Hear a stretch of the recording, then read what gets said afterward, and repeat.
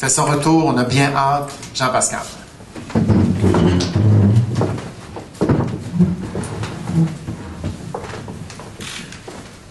Merci Yvan, bonjour tout le monde.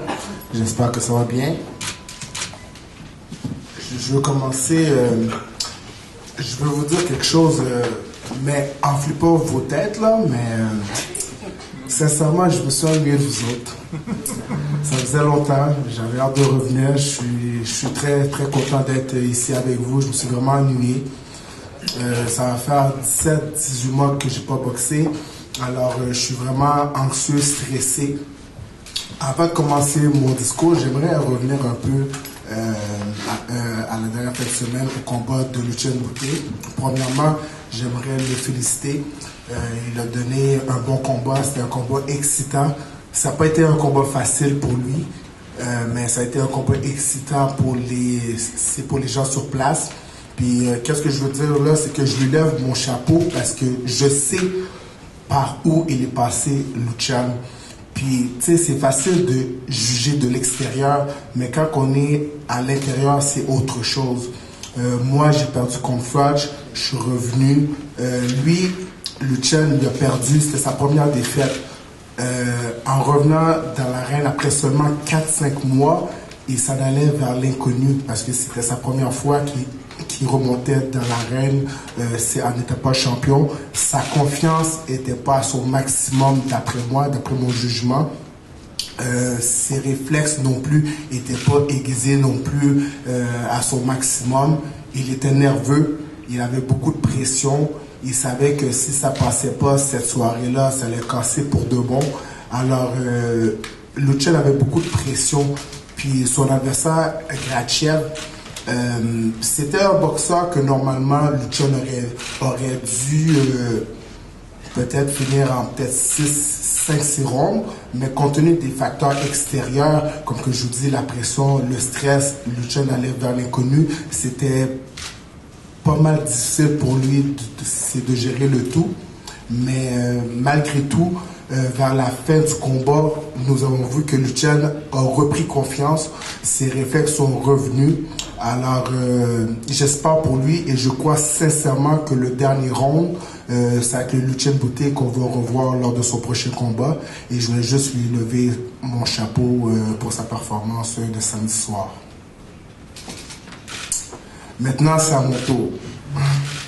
Le 14 décembre, et je vais boxer au Centre Bell, ça fait longtemps, je suis anxieux.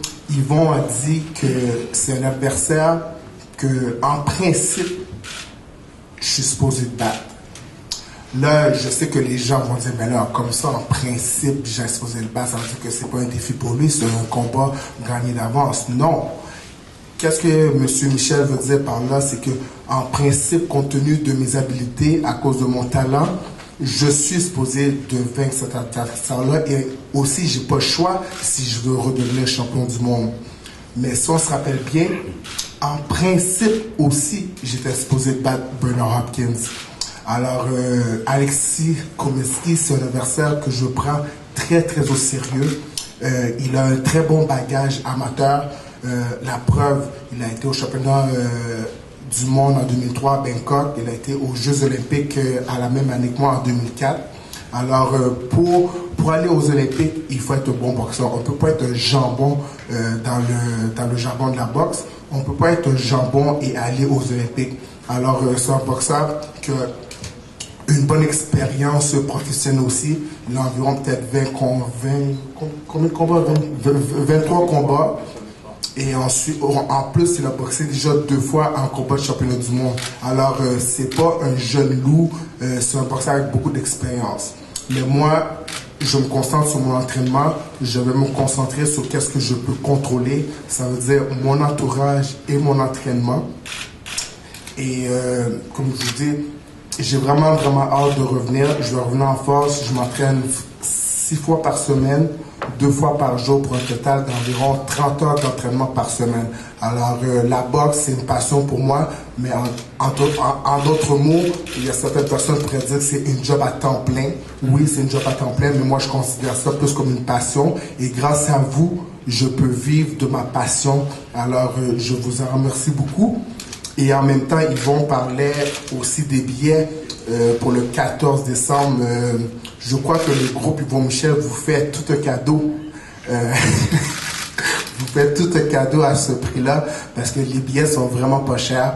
Alors, je pense même que Yvon devrait limiter le nombre de billets par personne. Ils sont vraiment pas chers. Alors, j'espère vraiment que vous allez venir en grand nombre pour m'encourager et pour qu'on retourne ensemble au sommet. Merci beaucoup et gardez le punch. Merci beaucoup. Justement, oui, pour les billets, on a eu une discussion là-dessus avec Jean, avec Alexandra, Bernard. Et c'est sûr que la tentation d'augmenter le prix, d'augmenter du prix habituel a été là. Puis après ça, on s'est dit, non, on va